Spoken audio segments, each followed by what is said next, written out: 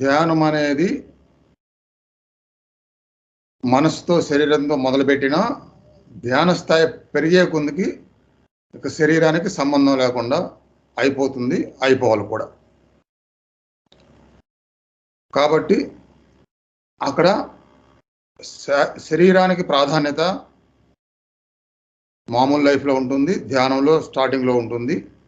ధ్యాన సమయం పెరిగే కొందికి ఇక శారీరక ప్రాధాన్యత ఉండదు.